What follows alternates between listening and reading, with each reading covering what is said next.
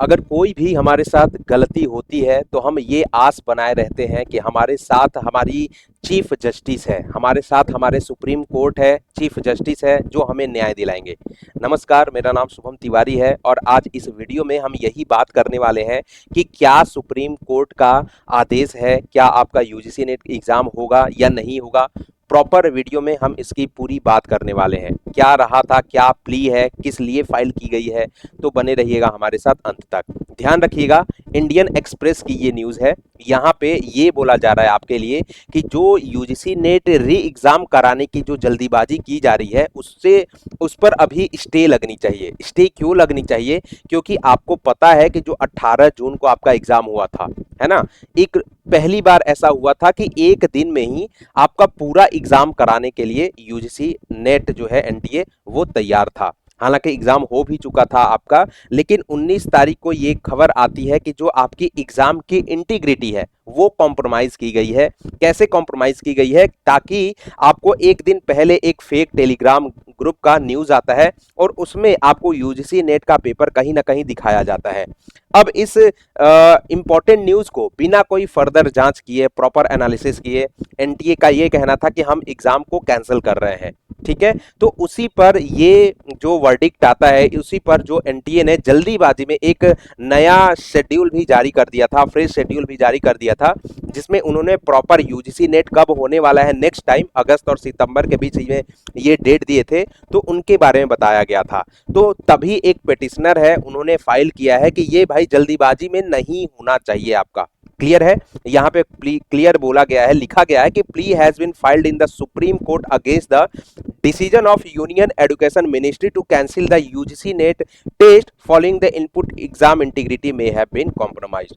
तो इन्होंने जल्दीबाजी में एग्जाम कैंसिल कर दिया था, तो उसी को कैंसिल को लेके एक प्ली दाखिल कर दिया गया है ताकि अभी स्टे लगाना जाना चाहिए। क्लियर है?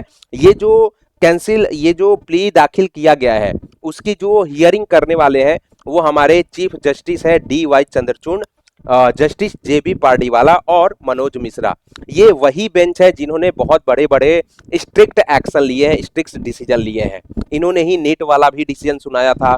ये अयोध्या वर्डिक्ट के केस में भी रह चुके हैं, ये 370 आर्टिकल के केस में भी रह सकते हैं। तो कहने का मतलब है इनके जो डिसीजंस होते हैं बहुत स्ट्रिक्ट होते हैं। क्लियर है? यहाँ पे the plea filed by advocate Ujjwal Gaur has sought direction to immediately stay the proposed re-examination of the UGC NET exam until the CBI completes its inquiry into the paper leak allegation। जो हमारे यहाँ पे advocate उज्जवल गौर है, उन्होंने ये बोला है कि यहाँ पे जो री एग्जाम वाली डेट है उसको फर्दर जो तुरंत अभी स्टे कर देना चाहिए जब तक सीबीआई अपनी डिटेल रिपोर्ट ना दे दे। क्लियर है? उनका ये भी मानना है कि decision is not only arbitrary but also unjust given to recent finding to central bureau of investigation.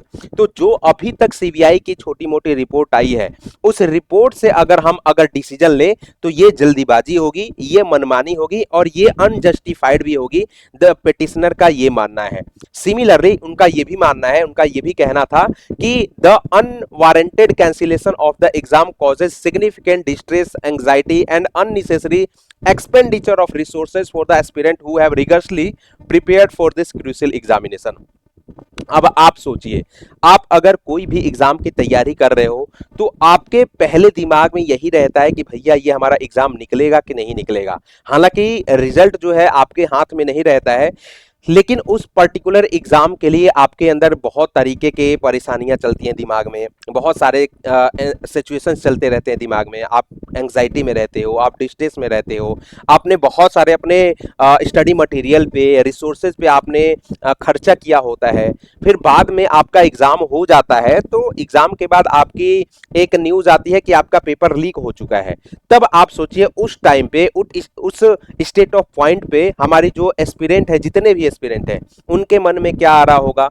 उनका तो पूरा विश्वास ही उठ जाएगा, है ना? जो भी हमारे कॉन्स्टिट्यूशन है, जो भी हमारी एजुकेशन सिस्टम है, उस पर तो विश्वास ही उठ जाएगा। तो इनका जो पिटिशनर है उनका यही कहना है कि इनको मेंटेन करने के लिए, है ना, इनका बैलेंस रखने के लिए आपको अभी एग्जाम नहीं कराना चाहिए। यहाँ पे क्लियर लिखा गया है, the petitioner argues that the cancellation premised on falsified evidence is a gross miscarriage of justice. मतलब ये जो पिटिशनर है उन्होंने ये आर्ग्यू किया है कि अगर आप कैंसिल कर रहे हो एग्जाम को, ये जो एग्जाम कैंसिल हो चुका है, तो इससे वजह से ये फॉल्स एविडेंस के ऊपर कैंसिल किया गया है। और इससे क्या होगा? ये this violate the fundamental principle of fairness and equity instant in the constitution of India. मतलब कॉन्स्टिट्यूशन ऑफ इंडिया में जो बातें बताई गई हैं, जो हमें प्रिंसिपल सिखाया जाता है, फंडामेंटल प्रिंसिपल बताए जाते हैं फेयरनेस के, इक्विटी के, तो वो सब के सब वायलेट हो जाएंगे अगर एग्जाम को कैंसिल किया जाता है। तो अगर उस पर पूरी सुनवाई नहीं होती है, तो अगर सीबीआई का प्रॉपर डिटेल्ड रिपोर्ट नहीं आता है, और अगर ये एग्जाम होता है तो ये सारा का सारा स्टूडेंट के हित में सारी बातें नहीं होती हैं, इसकी वजह से जो हमारे प्रिंसिपल है, फंडामेंटल प्रिंसिपल है, उसका उल्लंघन होता है, ये वायलेट करता है। तो ये सारी रिपोर्ट में बताई गई हैं। तो इसीलिए फाइनल में ये कहा जाता है कि the plea has sought direction from the CBI to expedite the inquiry into UGC NET exam paper leak allegation and submit a detailed report। तो यहाँ पे CBI को भी ये डायरेक्शन दिया जाता है कि CBI आपको जल्दी से इस पे प्रॉपर जांच करनी चाहिए, प्रॉपर एनालिसिस करना चाहिए, और जितना जल्दी हो सके आपको कोर्ट के सामने एक डिटेल्ड रिपोर्ट प्रेजेंट करनी चाहिए, जिससे, और ये डिटेल्ड रिपोर्ट जो हो ये आपको प्रेजेंट करनी चाहिए कोर्ट के सामने, जिससे स्टूडेंट का भी जो भरोसा है वो बना रहे। तो इस पूरी की पूरी न्यूज़ में हम यही बात बताने वाले थे आपको, यही बात है आपके इस पूरे के पूरे न्यूज़ में। तो हम और आप इस खबर की चर्चा करने के लिए ही बने हुए हैं। बाकी आपकी क्या राय है कमेंट करके जरूर बताइएगा। Thank you everyone. I believe कि ये जो वीडियो है आपको पसंद आई होगी। शेयर करिएगा अपने दोस्तों के साथ, लाइक करिएगा वीडियो पे, चैनल पे नए हो सब्सक्राइब भी करिएगा। Thank you very much.